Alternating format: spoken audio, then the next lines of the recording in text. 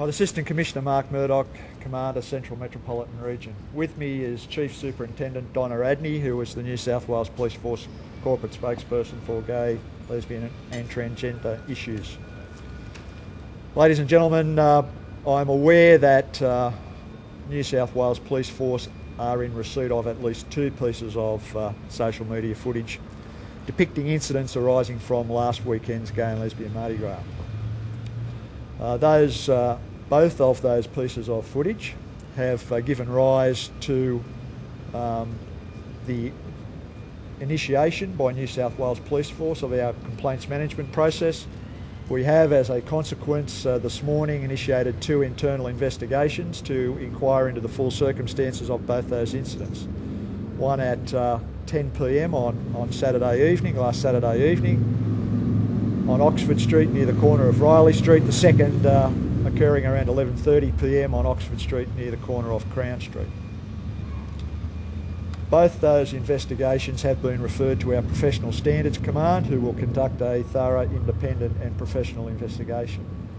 Those internal investigations clearly are subject of oversight by the New South Wales Ombudsman and the Police Integrity Commission should they see fit to do so. However, given no recent experience, I would suggest the New South Wales Ombudsman would be paying very close attention to both investigations. I should also make clear that both those incidents are now the subject of criminal proceedings, both of which are now before the courts, so I need to be measured about the circumstances upon which I make comment.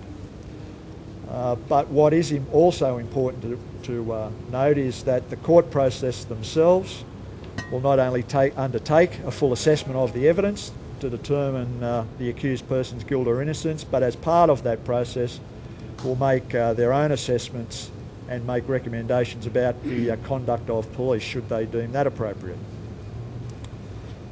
So there is a level of oversight occurring on a number of fronts in respect of these 2 issues.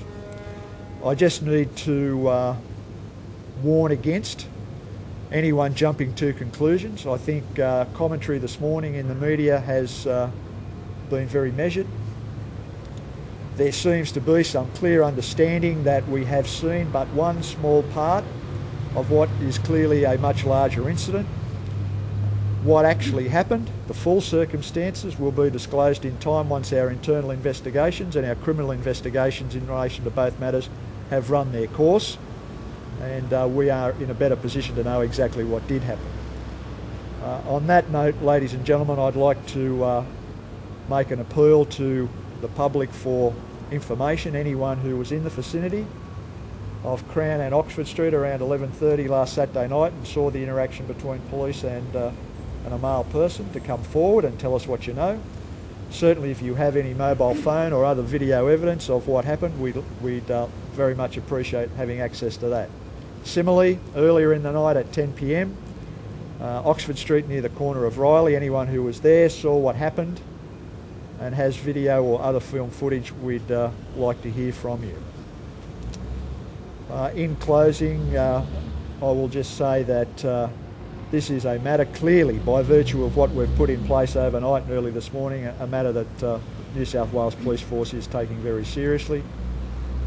It is not about anything other than doing what we do day in, day out, and that is policing by consent and with the support of the community. We're not in the business of doing otherwise. We are not a third world organisation. We are very much in the business of policing by consent with the support of that community, and we are not about jeopardising relationships built up over time which are productive, fruitful, and I don't think will be irrevocably damaged by what's alleged to have occurred on Saturday night.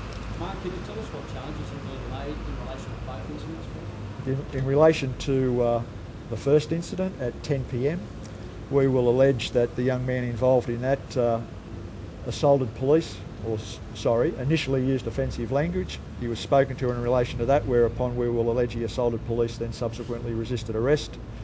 In the second incident at 11:30, we will allege that that gentleman assaulted a sergeant of police in the execution of his duty. It's two different officers. Context, you're right, but it's not a good look, is it? Look, I think we need to wait and see what our investigations disclose, and we'll make comment about whether it looks bad or otherwise in the fullness of time when we know what's happened. What time did you lay charges? Does it concern you at all? I'm sorry? Does it concern you at all that it appears that excessive force may have been used? We need to wait and see what happens. Let's just see what our investigation tells us. What time did you lay the charges? Both men were proceeded against on the night. In terms of the exact time those charges were preferred, I couldn't tell you, but they were proceeded against on the night. Were any of the same police officers involved? They were two separate sets of police officers. In the first incident, the police were from Fairfield. The second incident, they were from Parramatta. And Having said that, do you officers think been that this might be a spoken to? problem stemming from Western Sydney crowds? No, I don't think so. Clearly, the environment in the city is completely different to the western suburbs. We have a generic set of criteria that we police day in, day out, but the issues in Western Sydney are not the issues that we experience in the city. The gay and lesbian Mardi Gras brings with it a whole set of its own challenges and creates a different environment for police. Our relationship locally with the gay and lesbian community is absolutely first class. Policing in the western suburbs, as I've said, is a different kettle of fish, and we need to just take account of that. The Greens have said an idea might be to screen officers who are actually deployed for the Mardi Gras parade. What do you say to that? I think the Greens should leave policing to the police, and they need to get on with what they need to get on with. Do you think the debate that this has sparked will have an impact on the way that police do their job, in that they might be concerned about the reaction that their actions will get and may step back a little bit?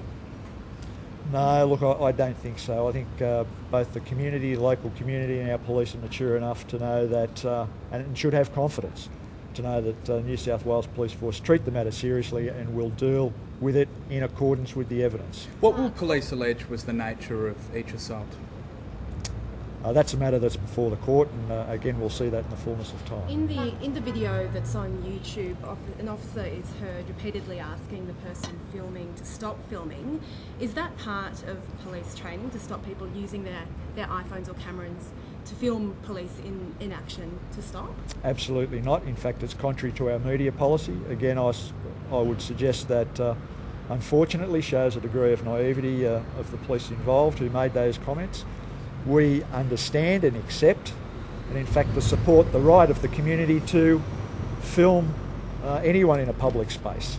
We do it ourselves as part of our operational duties. So no, that is not something they were told. In fact, quite the contrary. Our police again need to be mature enough to know that everyone on the street basically has a mobile phone with camera facility, and they are going to be filmed and recorded. Will you seek to address that perception? Will you seek to address that with officers? Sorry, can I have that again? Will you seek to address that perception among officers that people can't film them? Well, clearly it has been communicated loud and clear. We thought at the senior level to all our officers, but clearly we still have much work to do there to get that message across. So what action will be taken against that officer? What officer? The officer that repeatedly told people to stop filming. He'll be taken aside and the policy will be reinforced to him. Have you spoken to the officers involved? No. Have any of them been stood aside? Both sets of police are involved in the incidents we're now talking about are being managed by their respective local area commanders in the workplace. How many officers are we talking about? Well, we're talking about one officer in particular from the YouTube footage that was put on the internet overnight, and there is a second set of officers from Parramatta who are the subject of an internal investigation. Was that officer from being managed? You say they're being managed, what does that mean? Well, look, again, we need to wait and see what our investigations, our internal and criminal investigations show. They are being managed appropriately by their commanders in the workplace, knowing what we know at this particular point in time. If at some point in the future our investigations disclose that more robust action needs to be taken in terms of duty restrictions or criminal charges or departmental action, that action will be taken. But we just need to wait and see, take a deep breath, wait and see what our investigations show, so that we can take action which is commensurate with what we find out. So they'll continue frontline duties. So they'll continue. They're both currently on frontline duties. however, being managed locally by their respective local area commanders. Now, what those frontline duties entail is a matter, as I say, for their respective commanders. It may involve station inquiries, it may involve working in the cells at the police stations, it may involve doing what they're doing last Saturday night. We'll just have to wait and see what transpires from our inquiries. The complaint's been known by New South Wales Police for a couple of days now. Will we be holding this press conference if the division does not make it? I don't know. That's a good question, Robert, and I suppose one that the media themselves may well answer. But we do not react entirely to what we see on the channel, on the 6 o'clock news. I'm sorry. We do have and do initiate, as we have done in this instance. We have not received a complaint from either of these gentlemen involved in these incidents on the weekend.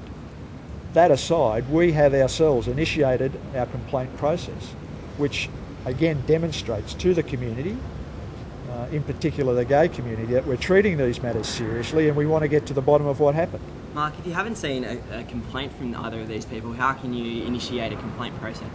Well, our complaints process thankfully allows for that. It's very well developed, very robust, and has been born over a long period of time, and by virtue of our experience. So we don't need a complaint from an individual. We can initiate our own complaints, which we've done in this instance. Sunday morning, Mark, you described Operation Cromwell as a success. Does this change your thinking at all? Absolutely not. We had around 200,000 to 300,000 people. The organisers themselves estimate 350,000 people in that Oxford Street precinct on Saturday night. We're here now talking about 2 incidents. Now, whilst that's too many, in the scheme of things, we don't have a super big problem. It's something we're dealing with, and I don't resolve from the statement one bit that that incident, or that event, was an overwhelming success. When you consider 35 years ago it started off as a protest, police and the participants engaging with each other on a totally different front. Last Saturday night we saw 10,000 participants, a crowd around 300,000, 110 floats, and one of the floats was a New South Wales Police Force float. We had a large number of police marching in the parade, and the organisers of the event actively seek out our participation. Our relationship has never been better, so it was a great night for everyone, with the exception of these 2 incidents we know about. Have you seen the video? I have seen the video. You don't want to prejudge the investigation, but it's not a good look, is it? This kid does not look to be posing any threat to the police when he's thrown down. Robert, the gentleman's in handcuffs for a reason, I would suggest, but again, we just need to wait and see what the investigation discloses, and that will come out in the fullness of time. Organisers have said that police have been particularly intimidating this year throughout the whole 3-week festival. Do you have any response to this? They say that after these allegations have been brought forward, that they've been contacted by a number of other people by what they see as intimidating behaviour. Well, I find that surprising, given that I was the operation commander for that event. I have been dealing with and working hand in glove with the event organisers, and that has never at any time been put to me. They say the communities now feels like they're being targeted and is, really angry at what's come out of it. And well, look, I'd probably defer to my colleague Chief Superintendent Adney to respond to that. However, that's not what we're hearing, and I know that some members of the gay community may feel hesitant to come forward and talk to the police, but we have worked hard, no one any harder than Chief Superintendent Adney, to develop and cement effective relationships with that community. And I would appeal to those people, if they have those concerns, if they don't want to talk to me or my local area commander at Surrey Hills, to make contact with Chief Superintendent Adney, either via social media or directly. The video shows one officer throw the young man to the ground. He's of slight build, he's handcuffed. There's a crowd watching. The officer knows he's being filmed. What does that say about the mindset of that officer, that he feels prepared to do that in front of the public? Our investigation needs to run its course, and he'll be given an opportunity to account for his actions. And until he has that opportunity, I think we'd be premature to speculate as to what may or may not have happened. At this point in time, I might defer to Chief Superintendent Adney, and you can certainly put it to her, some of those issues coming from him.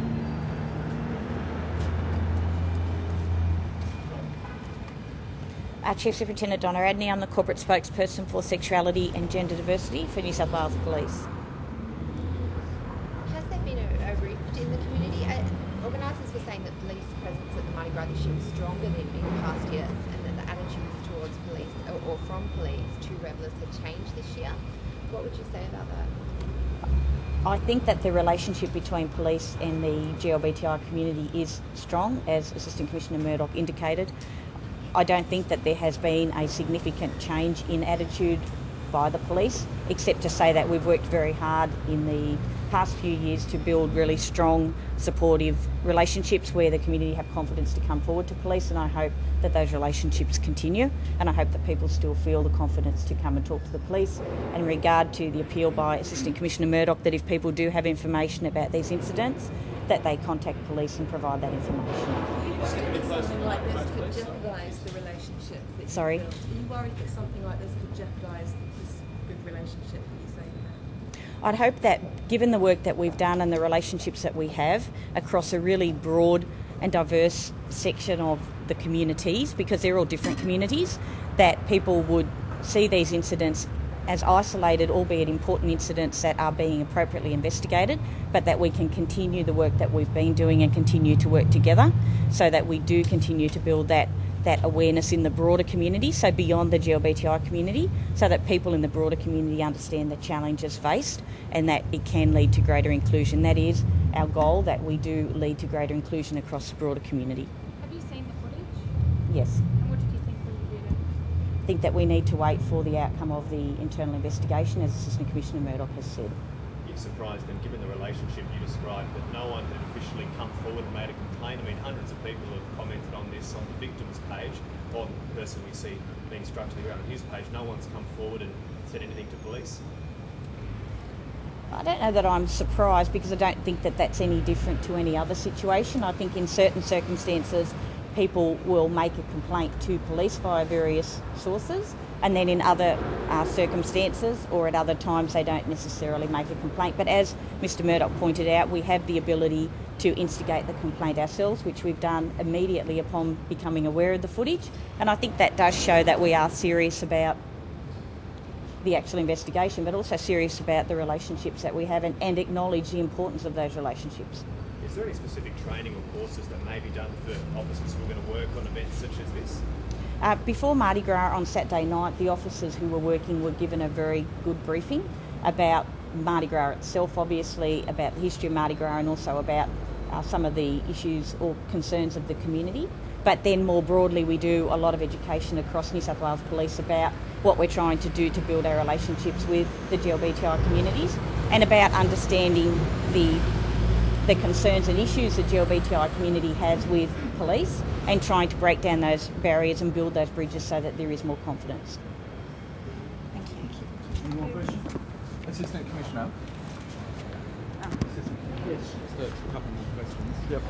How many police were deployed to the Mardi Gras event on Saturday night? Look, over 1,000, but a few less than 1,100. So we're talking about 1,000 police. How does that compare to previous events, previous Mardi Gras events? Yeah, it's commensurate with previous events. It's generally the same numbers we throw at Mardi Gras each year, but we police the event, and any event we do, these large events, on the basis of risk.